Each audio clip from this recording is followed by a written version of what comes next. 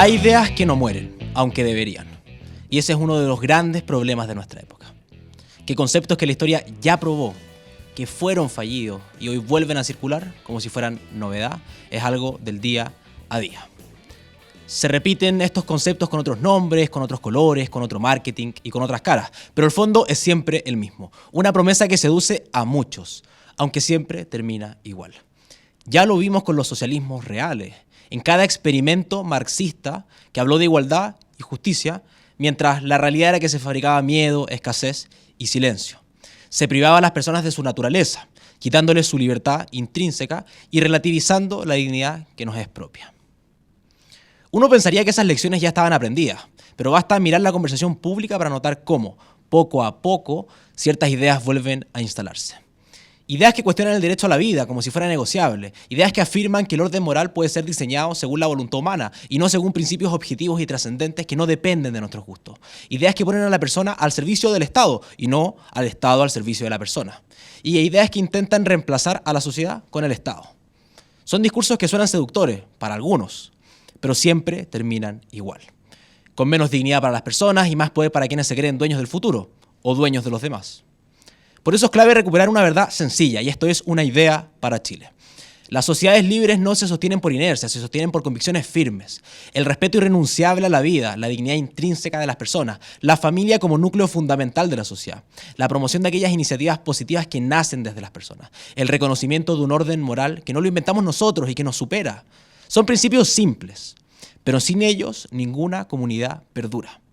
No podemos olvidarlos, no podemos tratarlos como detalles secundarios, porque cada vez que se han intentado reemplazar con un orden construido por la voluntad humana, ya sabemos cómo han terminado las cosas, con más pobres, con más muertos y con más injusticia.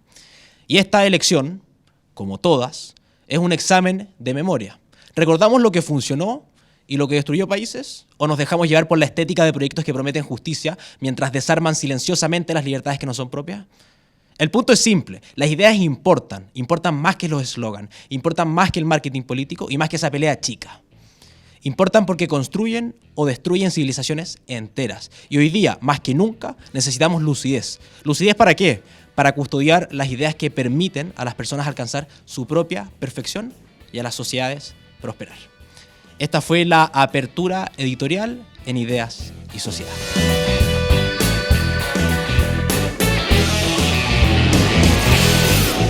¿Qué tal, amigos? ¿Cómo están? Bienvenidos a un nuevo episodio de Ideas y Sociedad.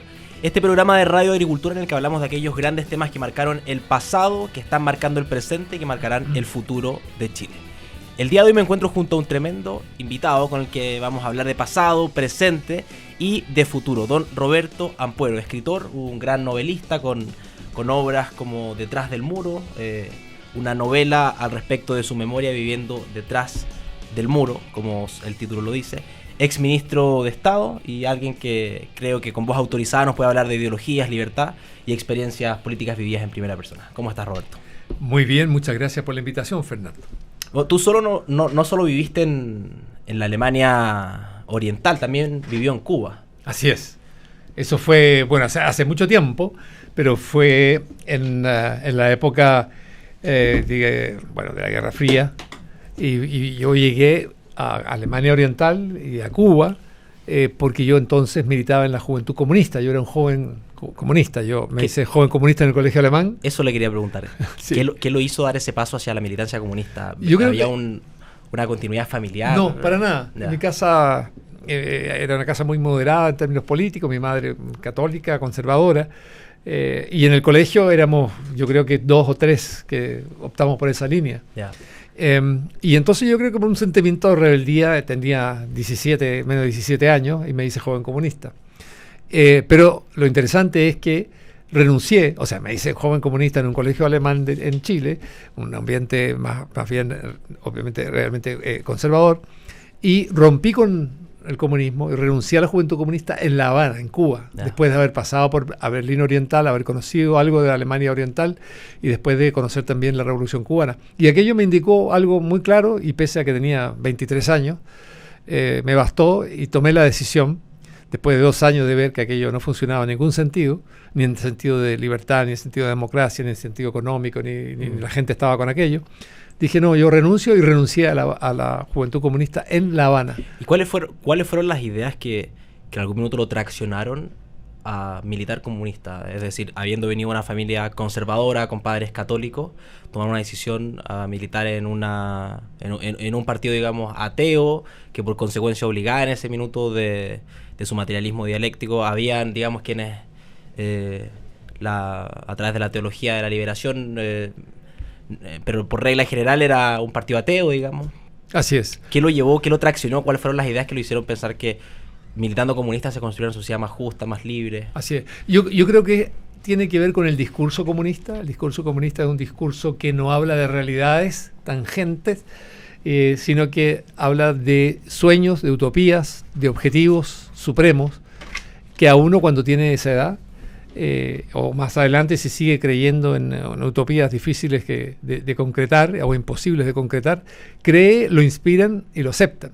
Y yo veía en Chile que había un tema de pobreza. Chile, cuando yo era joven, era un país extraordinariamente pobre. Seguimos teniendo, obviamente, sombras en el país, pero no se puede comparar lo que tenemos hoy con el país pobre que éramos entonces, donde casi la mitad de la población vivía en la pobreza. Y a mí me pareció que militando en una causa comunista podía contribuir a que el país se desarrollara, se modernizara y fuera un mejor país.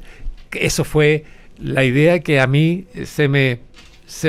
digamos, yo diría, me convenció, me atrajo, creí en ello y actué en función de eso. Pero el tema importante es que la utopía funciona siempre muy bien, porque la utopía es irrebatible e insuperable.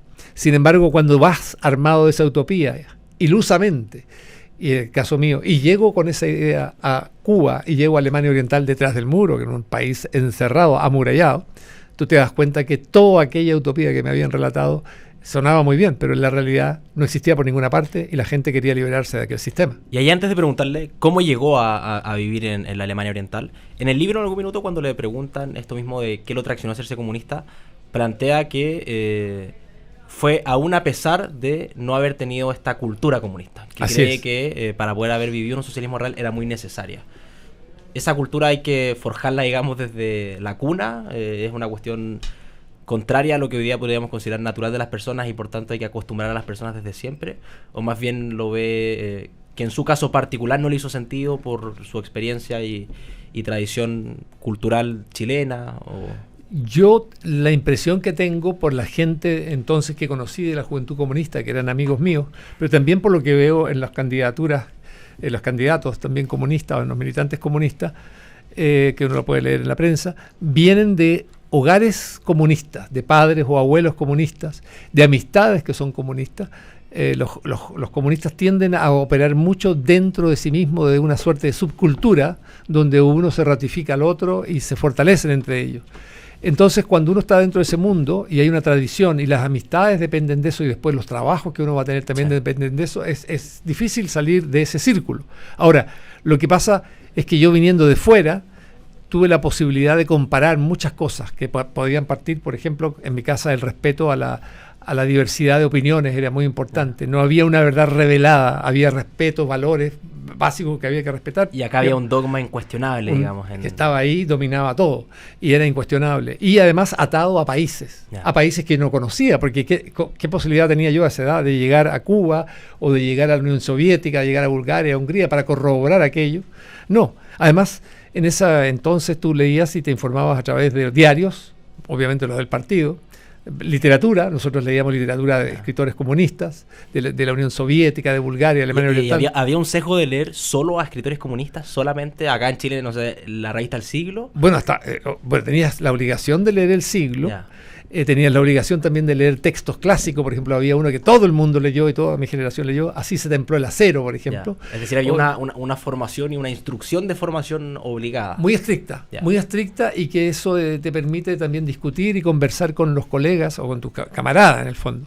Pero fuera de eso, recuerdo que, y entiendo que todavía es así, ciertas películas que tú tenías que ir a ver, otras películas que te decían que no debías ir a ver. Me recuerdo perfectamente una película de Costa Gabras, un cineasta griego que hizo una película muy exitosa que criticaba al estalinismo, y esa película nos decían que no había que ir a verla. Yeah. Bueno, y hay autores que no lees y no debes leer, y tú lo sientes y lo sabes, porque ese es un adoctrinamiento que va de arriba abajo. Recordemos que el marxismo-leninismo, el comunismo, es como el nacionalsocialismo, son ideologías totalitarias, que no creen simplemente en la libertad del individuo, que te ven como parte de una masa a la que hay que educar, formar y dirigir. Entonces, dentro de ese espacio es muy difícil salir de ese espacio, a menos que tú vengas con una experiencia de vida que te golpee, como me pasó a mí, o que vengas de un ambiente externo donde tienes un espíritu crítico y a cuestionarte las ideas, cosa que eso no acepta el comunismo. Y a propósito de esos cuestionamientos, digamos, al pensamiento que uno tiene, ¿qué fue lo que lo llevó a estar viviendo en la Alemania Oriental, comenzar con los cuestionamientos? ¿O fue en Cuba que ya de una vez dice, mira, esto se está cayendo a pedazos, y a pesar de la dificultad que significaba renunciar en un país de un socialismo real al Partido Comunista, lo tengo que hacer, digamos, porque esta contradicción que siento es muy fuerte? Bueno, yo llegué a Alemania Oriental después del 11 de septiembre del 73 por una decisión propia, entre otras cosas porque tenía que salir del país, una historia larga por la cual tenía que salir del país, sí. Y podía escoger. Yo estudié en un colegio alemán en Chile, y por haber estudiado en el colegio alemán hice un examen que se llama el Abitur, que te permite a ti ingresar a una universidad occidental entonces. El Abitur, que todavía lo hacen. Abitur, todavía se hace. Sí. Y entonces si aprobabas eso, podías entrar a una universidad alemana occidental.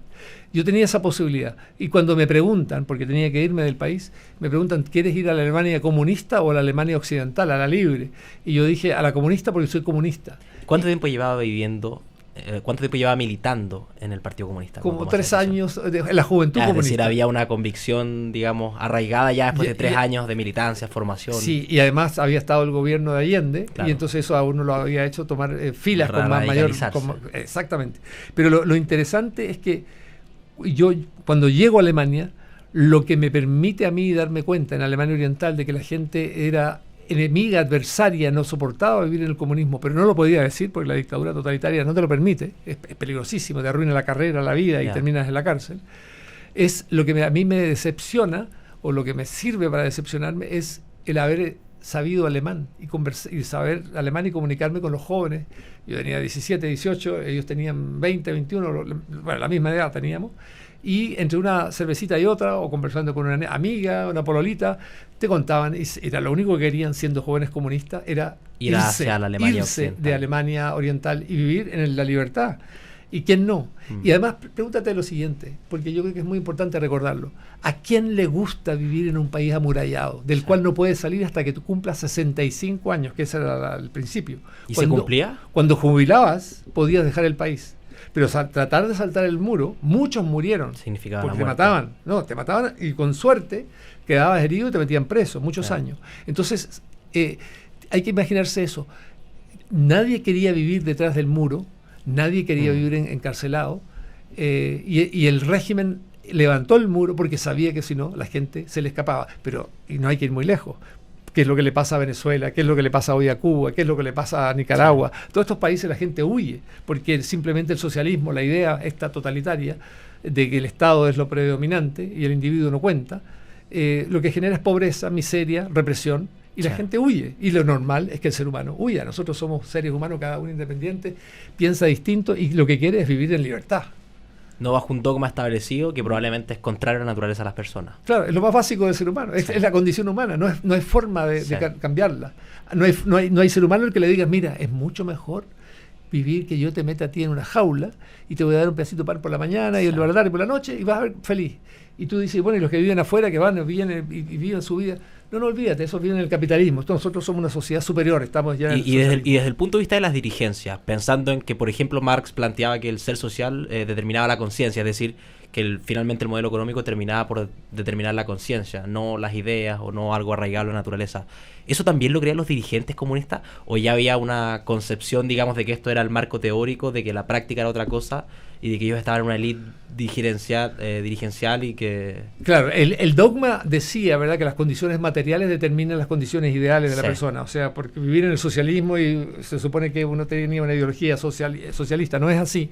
Cuando tú vivías en el socialismo, y esto demuestra que el marxismo, a pesar de que Marx era un determinista, la sociedad no es determinista, la historia no está escrita, la historia se hace de distintas formas, nadie la puede adivinar, nadie la puede establecer, por eso no hay países seguros para siempre, todo es posible en la historia. Y entonces cuando tú vivías allí, y bajo el régimen comunista, obviamente la dirigencia se daba cuenta rápidamente que la insatisfacción con el sistema y además la posibilidad de comparar con Occidente, pero comparar a través de medios que estaban prohibidos. Porque, por ejemplo, los alemanes orientales de Berlín podían ver televisión alemana occidental, pero estaba prohibido verla. Pero ellos se la arreglaban con una antenita por aquí y por allá. Estábamos hablando de una época en que no había lo que hay hoy de comunicación. Y tampoco la capacidad tecnológica de restricción, probablemente, de las antenas. Claro, y las radios, por ejemplo, podías escuchar la radio al otro lado del muro. Obviamente que te llegaban. Entonces tú te dabas cuenta, imagínate como un alemán oriental en un partido único, un sistema totalitario. De pronto tú veías programas de Occidente y podías, a cada rato veías que había discusión, debate, opiniones distintas, cristianos, socialdemócratas, comunistas, si querías, conservadores, la discusión, que no existía en Alemania Oriental. Entonces estaba eso, pero también, no solamente el tema de la libertad, estaba también el tema de la prosperidad, la superioridad material también de Occidente, del capitalismo, porque el Estado no es capaz de competir con millones de individuos que están inventando mejores alternativas para desarrollar una sociedad. Entonces era atrasado, no tenías prosperidad que Occidente, vivías en un régimen que no te daba libertad, vivías en un régimen que no tenía democracia. ¿Qué pasaba? Te querías ir. ¿Y cómo se evitaba? Muro y balazos si te querías escapar. Sí. Eso es la verdad del socialismo. Al final, más allá de las teorías, los dogmas, te podrás imaginar que eso era lo que determinaba, porque así somos los seres humanos. Sí. Amamos la libertad y no hay forma de amarrarnos. Sí, pues algo, digamos, intrínseco a nuestra propia naturaleza, claro. Algo que viene desde la cuna. Nos quedan 2 minutos antes de ir a la primera pausa comercial. Y te quiero preguntar al respecto de cómo fue la llegada a Cuba después de haber vivido en un socialismo real en la Alemania Oriental, habiendo tenido un inicio en los cuestionamientos respecto a este sistema socialista que pretendía llegar a la utopía comunista. ¿Cómo fue? ¿Por qué te tocó ir a Cuba? Y ahí ya empezó el cuestionamiento vital a decir, mira, yo a pesar de la dificultad que significa vivir, renunciar al Partido Comunista en un país dirigido por el Partido Comunista, voy a tener que hacerlo. Bueno, mira, muy sencillo. Yo llegué de Alemania Oriental a Cuba por razones de amor, por romanticismo, porque me enamoré de una cubana con la que nos casamos y no duró nada el matrimonio, pero bueno, fue una razón de amor y llegué allá. Y comparado con Alemania Oriental, el Caribe obviamente tiene un colorido, tiene una luz, tenía una música, una gente. Son culturalmente muy distintos a los alemanes. Digamos. Muy distintos a los alemanes orientales específicamente. Y además Alemania Oriental y todos esos países comunistas eran muy grises, muy tristes. Muy fríos y la gente muy sofrida. Y el caribeño tiene siempre una alegría. Entonces al comienzo me llamó la atención, dije, aquí parece que el socialismo sí vive. Fue como mi última esperanza. Después me di cuenta, con el tiempo entendí, que en el Caribe la vida es así. Aunque tú estés muy mal, también la gente enfrenta de otra forma a como lo enfrenta la miseria en un europeo, porque le toca el invierno y le toca la nieve y la pasa muy mal. En el Caribe no existe eso. Pero gradualmente me fui dando cuenta que era un país monotemático, lo único discurso, lo único que se hablaba y el único que dirigía la palabra al país era Fidel Castro. Las cadenas eran interminables de sus discursos. Las actividades estas, la plaza que se llenaba, la Plaza de la Revolución, estaba todo ordenado y tú no podías escapar de aquello. Había un culto a la personalidad enorme y la miseria económica era mucho peor que en Alemania Oriental.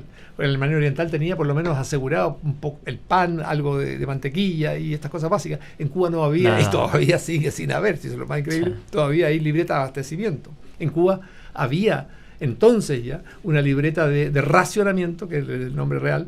En Alemania Oriental ya no existía la libreta de racionamiento, pero era muy básico la oferta y comparado con Occidente era una tristeza y una pobreza, vamos a decir, franciscana, peor que franciscana. Estamos conversando junto a Roberto Ampuero, escritor, exministro y hemos estado conversando al respecto de su experiencia viviendo en la Alemania Oriental y luego en Cuba. No se despegue la sintonía de Radio Agricultura, vamos a una pequeña pausa comercial y ya seguimos en la conversación en Ideas y Sociedad.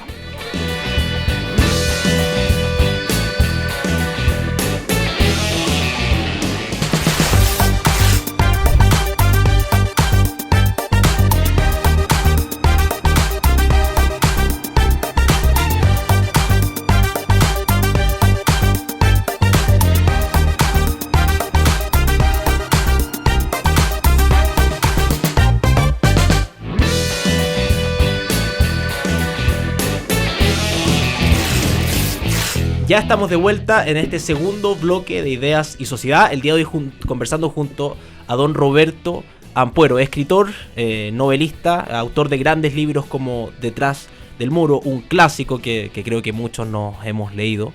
Conversamos en el primer bloque, Roberto, a propósito de su experiencia viviendo en la Alemania Oriental, luego viviendo en Cuba, y de las contradicciones que comenzaron a surgir en usted a partir de el pensamiento teórico de haber sido comunista en Chile durante 3 años y luego haber ido a vivir a los socialismos reales en la Alemania Oriental y en Cuba.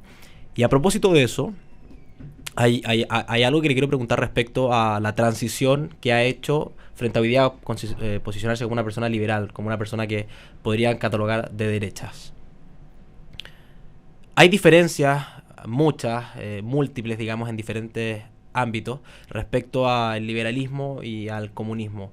Diferencias que no van solamente desde lo material, es decir, de que las personas no tengan acceso a bienes y a servicios como sí pueden tenerlo en una sociedad con principios liberales, sino que también hay una diferencia en el respeto a las cuestiones que son principios naturales de las personas. Me refiero a la libertad, me refiero a la capacidad de desarrollo espiritual de las personas y una serie de cosas que me parece que en el comunismo terminan por privarse, por encasillar a la persona dentro de un dogma y encajonar a la persona a pesar de que su naturaleza sea distinta. ¿Cómo pudo ver eso? ¿Cuál contrastaría como las diferencias esenciales respecto al dogma y a una sociedad que se funda, digamos, en los principios que son arraigados, inherentes en la persona? Mire, uno se puede acercar a este tema desde el punto de vista teórico, ¿no? Y de hablar de libertades y de pluralismo, ¿verdad? Y de opciones, y del rol del individuo. Y eso es un tema que pudiera ser académico y es muy rico desarrollarlo. Pero yo quisiera llevarlo a lo concreto, debido a que tenemos poco tiempo, y llevarlo a lo concreto, a lo preciso. Por ejemplo, ¿dónde tú te dabas cuenta que estabas viviendo en una ciudad, en un país, en un sistema totalitario? Cuando tú entrabas a las librerías. Yeah. Las librerías, la variedad de literatura son muy diversas. Mínima. En el capitalismo, variada, ilimitada, imposible de enumerar y de cuantificar. En el socialismo real, lo que había eran discursos fundamentalmente de los dirigentes máximos de esos países. Estaban las declaraciones del Partido Comunista. Todo libro que se publicara, que eran pocos comparado con Occidente, eran libros que estaban en la línea de la ortodoxia comunista. Cuando ibas, por ejemplo, al cine, veías obviamente cine solamente de la Unión Soviética, los países hermanos que llamaban de todos los regímenes comunistas. No había películas de Occidente a menos que fuesen hechas por comunistas y estuvieran en la línea del país comunista en cuestión. Entonces, tú desde el punto de vista de la música, los alemanes orientales, los búlgaros, toda esta gente lo que amaba era la música occidental, rock, la música moderna de Occidente. Claro, pues ya venían con una tradición en la que esa música estaba arraigada en ellos, digamos, no era algo nuevo, sino que esto venía de antes del muro. Había un concepto para eso por parte del régimen comunista. Todo aquello que venía de Occidente en términos culturales, fuese música, fuera literatura, poesía, cine, se llamaba diversionismo ideológico, era un arma del enemigo. La buena música rock, por ejemplo, de Occidente, era diversionismo ideológico. Algo así. Supuestamente como un arma ideológica del imperialismo para socavar las bases del socialismo. Y por lo tanto estaba prohibida esa música. Algo así como una táctica, digamos, para poder instalar el pensamiento liberal en las personas. Así es, la ven así. Y las modas, por ejemplo, las modas surgían obviamente en Occidente, ¿no? Nunca se creó una moda en el este. Claro. El corte de pelo, la forma de vestirse, la forma de hablar, el teatro, todo lo que era innovación venía de Occidente. Los países, piensa bien, en lo siguiente, ¿qué dejó en literatura la Unión Soviética? ¿Qué dejó en arquitectura la Unión Soviética? ¿Qué dejó la Unión Soviética en vehículos, por ejemplo, en autos, en tipos de avión? Estaban todos copiados cuando les resultaba. En tipos de vehículos, en tipos de moda. No dejó nada establecido. Y esa es la verdad. ¿Por qué? Porque aquí hay un elemento básico. Una economía que está manejada por un grupo de personas, por lo general muy mayores, que es el Partido Comunista, que va a determinar qué tipo de ropa se va a vestir, qué tipo de corte de pelo, qué tipo de corte de pelo, todas estas cosas, qué tipo de colores se van a producir por las fábricas estatales. Nunca va a poder competir con una sociedad abierta, libre, donde hay miles libres, donde hay miles de propietarios, millones de distintos donde algo tan simple como permitirle la autonomía a las personas termina por ser altamente productiva, efectiva, variada, atractiva. Sí. Entonces, no había dónde competir. Y eso es lo interesante, yo creo que desde el punto de vista político-ideológico, filosófico, ahí la sociedad abierta, me gusta hablar mucho de la sociedad abierta, que es liberal, representativa, no encuentra competencia en el capitalismo, o sea, en el socialismo, es imposible. Pero no solamente en la parte esa espiritual, filosófica, cultural, ideológica, sino que también en lo material, en lo básico, y en las opciones de vida, y en el poder elegir un gobierno o tu autoridad local de verdad, ¿no? Entonces, eso es importante. El pluralismo es una expresión de la libertad en términos políticos. Y eso genera discusión, debate, idea, avance, progreso. Y la sensación de que yo estoy apostando por algo. Y tu capacidad de no depender de un partido a la hora de ser creador. Tú creas y ahí te va bien o te va mal. Y tú eres responsable de tus éxitos y te vas a sentir orgulloso y vas a ser responsable y vas a tener que asumir cuando fracases, porque el fracaso también es una posibilidad en la vida. A mí en la universidad uno de los ramos que más me cambió la forma de pensar fue Derecho Natural. Me considero un jus naturalista más allá de ser positivista, es decir, de creer que solamente lo escrito es aquello que nos rige como personas. Y en esa línea, preguntarle desde alguien que cree mucho en los principios naturales, es decir, que hay un orden moral objetivo que es trascendente, que no es, digamos, definido por la voluntad de las personas, sino que está más bien arraigado en nuestra naturaleza. ¿Había un sentimiento al respecto de eso, de sentirse encajonado en un país que vivía encerrado por un muro, digamos, donde había un dogma de lo que estaba bien, de lo que estaba mal, pero que no necesariamente era determinado por nuestra naturaleza? ¿Era perceptible esto sin tener una formación naturalista, digamos? Es decir, mira, yo naturalmente quiero ser libre y no lo estoy pudiendo ser. Ya, esto en términos prácticos se expresa de la siguiente forma. En los países totalitarios, los países comunistas, se expresaba de la siguiente forma. Tenías una policía económica, que se encargaba, por ejemplo, de impedir que tú pudieras crear tu propia empresa, que tú pudieras crear tu propio pequeño negocio. Eso eran concesiones, pero que se daban a muy poca gente. Oiga, que quiero yo tener un cafecito. No es posible, porque usted, al tener algo de su propiedad, usted lo que hace es explotar a los que contrata. El socialismo no quiere explotar a nadie. Y el Estado supuestamente cuando contrata no explota a nadie, y entonces las empresas son estatales. Entonces tú tenías, y en Cuba esto fue increíble, en Cuba, para que tengas una idea, se expropió, se nacionalizó incluso los kioscos de lustrabotas de la ciudad. Los kioscos de diarios se expropiaron. Todo tenía tú te puedes imaginar, al Estado ahí. Tú te puedes imaginar tener a un partido central que tiene que planificar la distribución hasta de los diarios en el último kiosco que surgió en tal esquina y manejar aquello y que funcionara y la cantidad de funcionarios para controlarlo y la devolución es increíble. O las cafeterías, tú te imaginas que el Estado de Chile, imagínate el Ministerio de Economía manejando todas las cafeterías de Chile, todos los baños públicos de Chile. Tú te puedes imaginar todas las amasanderías. Es imposible, no hay quien lo controle. Y esa es la locura del comunismo, del socialismo, que crees que el Estado, que pareciera que fuera algo que cayó del cielo y es perfecto, es capaz de solucionarlo mejor que los privados. Entonces, y eso es, la realidad te demostraba que era imposible.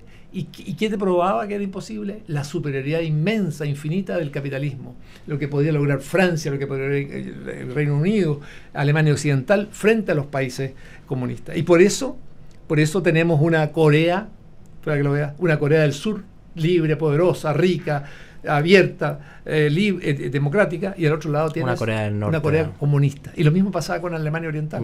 Unos necesitan un muro y encerrar a la gente para que no se vaya, los otros están libres, viajen a donde quieran. Y reciben personas de fuera que quieren vivir en estos países. Así es. Entonces, más allá de la discusión, porque hay que pensar en la gente que vive ahí, que no tiene por qué tener esa información y esa educación, porque además no es que se difunda ese tipo de cultura, la gente sentía que no podía hacer libre aquello que quería hacer. Cuando a ti te dicen, mira, tú de aquí entras al colegio, vas a graduarte, pero vas a trabajar siempre en una empresa estatal, que yo te diga dónde vas a trabajar hasta que jubiles, ahí ya tú notas que hay algo, si tienes algún mínimo espíritu emprendedor, que te va a decir, pero es que yo no quiero eso, yo quiero tener mi propio negocito, timbiriche pequeño, atendiéndolo yo, porque eso me hace feliz. No, es que todo es estatal. Todo esto va a ser estatal porque lo demás es explotación. Ahí te das cuenta que no hay por dónde. Por eso que el socialismo jamás gana. Por eso que el socialismo genera migración. Por eso que tenemos el tema de los venezolanos. Por eso que el tema de los cubanos, de Corea del Norte, Alemania Oriental. La gente se escapa. La única forma, como se dice, en el socialismo se votaba de una forma. Con los pies. Yéndose. Y esa es la verdad. ¿Y qué similitudes había, a pesar de las diferencias culturales evidentes, entre el socialismo real de la RDA y el de Cuba? Yo diría que las similitudes, ¿sí? Las similitudes eran un gran líder, intocable, además infalible, perfecto, digamos. Perfecto, y que era la línea del partido y de la nación y de la clase obrera, porque esa es la historia.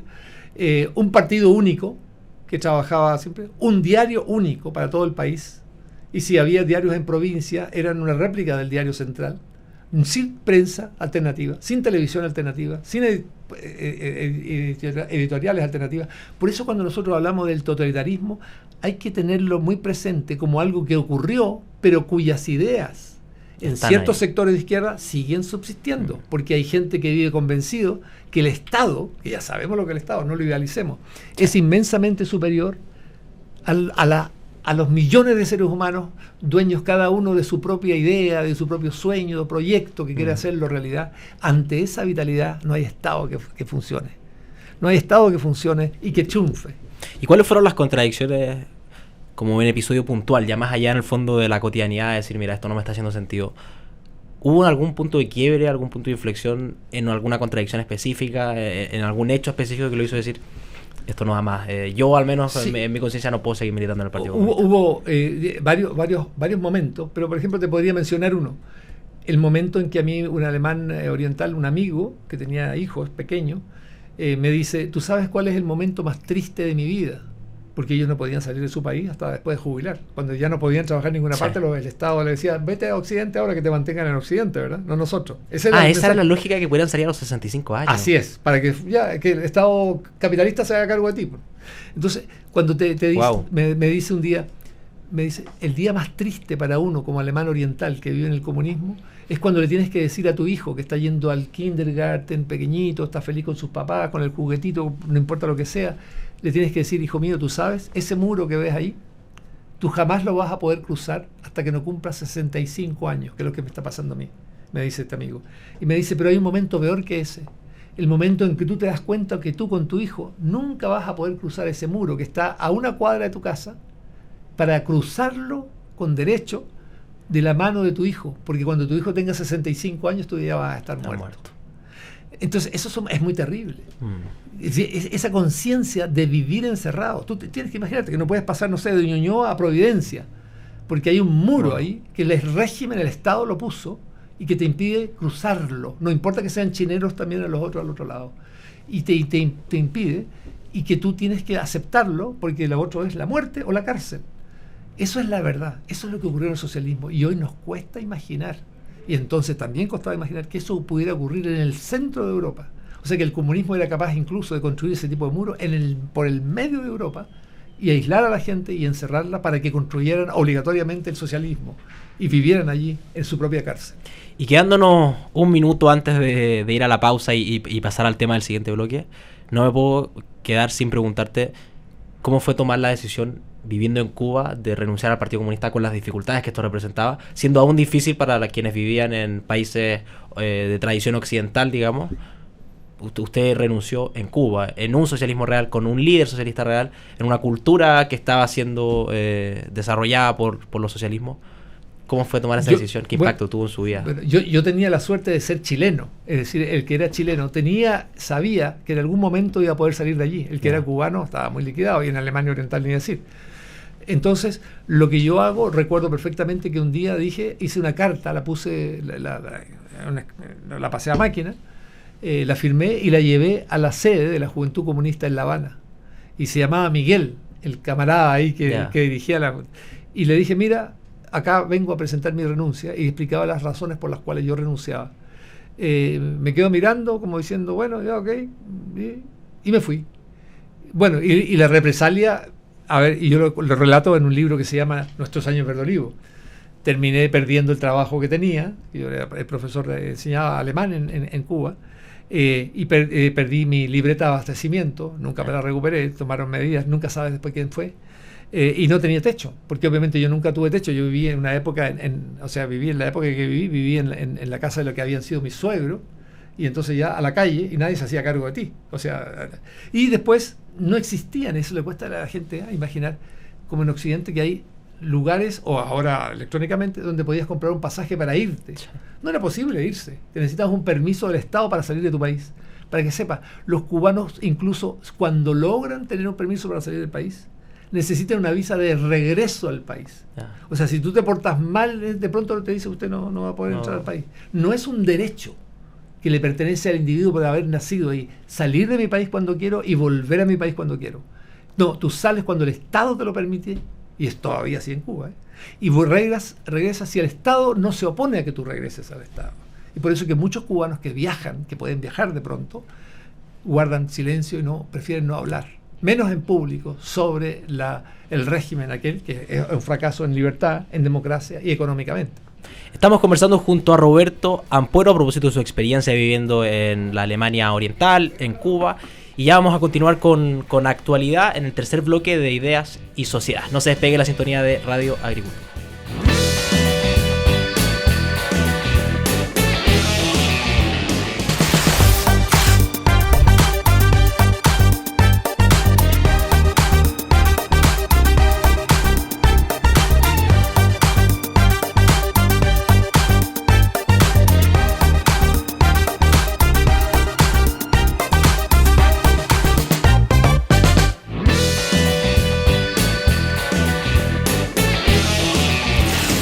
Ya estamos de vuelta en este tercer bloque de Ideas y Sociedad. El día de hoy conversando junto a don Roberto Ampuero. Estuvimos conversando en el primer y segundo bloque a propósito de su historia viviendo en la Alemania Oriental, en el socialismo real cubano, con las diferencias culturales entre el europeo, el caribeño, con aquellas contradicciones que lo hicieron renunciar estando en Cuba al Partido Comunista, y con las consecuencias que eso le significó, desde perder su trabajo hasta la libreta de alimentación.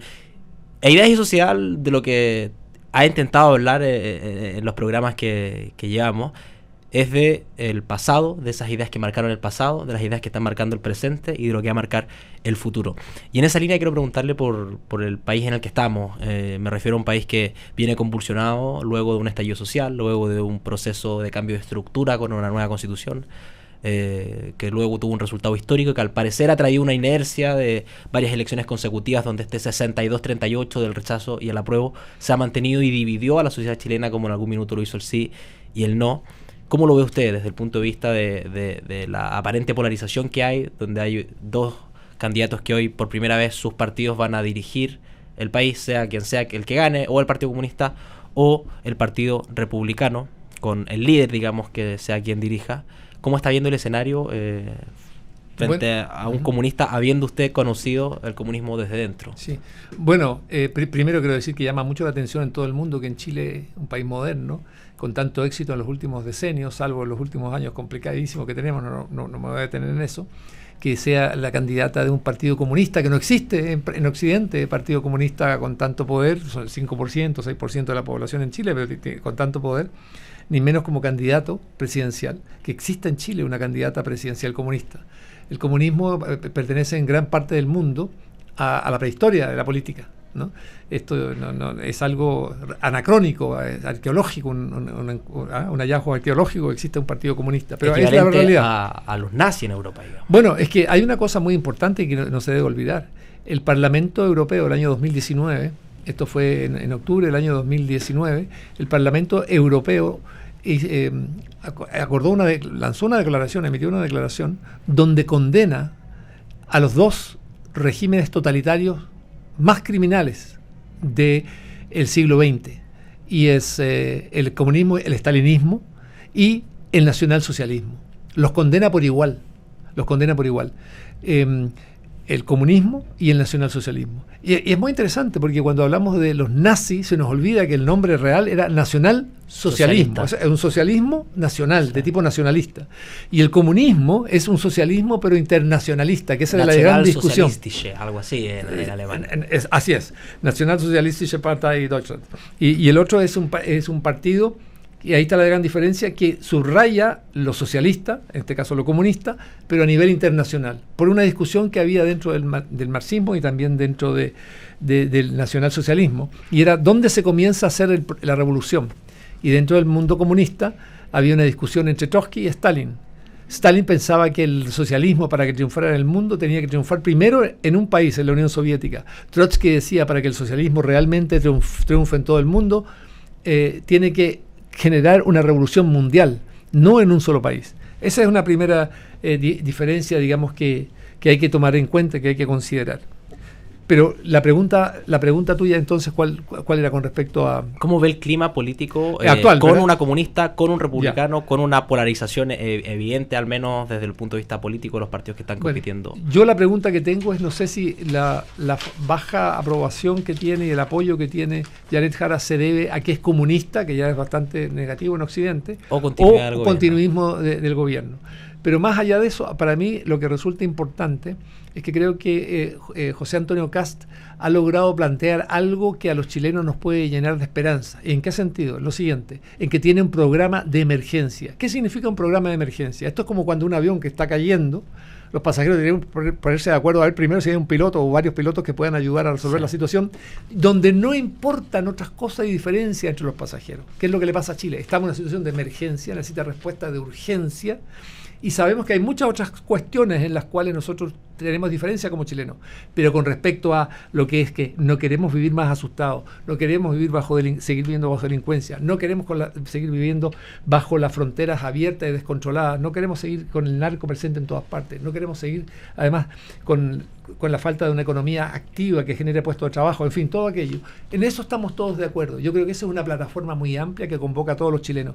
Si estamos de acuerdo en eso, podemos salir adelante y el país puede lograr vencer la difícil situación que viene enfrentando, especialmente desde el estallido delincuencial que hubo el año 2019 en Chile.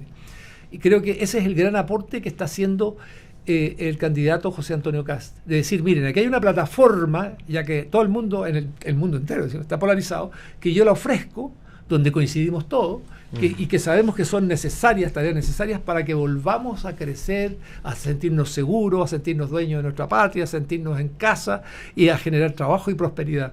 Eso a mí me parece central. Lo demás, lo que representa la candidata Jara, que es una candidata comunista y que está con 9 distintos partidos, donde hay distintas posiciones, no genera esa unidad. Genera, si usted escucha su discurso, es de ataque permanente en contra, ahora con claridad total, en contra de Kast, en contra de su persona, en contra de lo que él piensa. No, si se trata no de que todos los chilenos coincidamos en todas las cosas, sino que es importante que coincidamos en las cosas urgentes que no pueden esperar y que hay que resolver para que este país pueda encontrar realmente una nueva vida y volver a ser un país modelo, exitoso, próspero y que genera admiración en el mundo. Yo creo que la fuerza está allí, la resiliencia de los chilenos está ahí.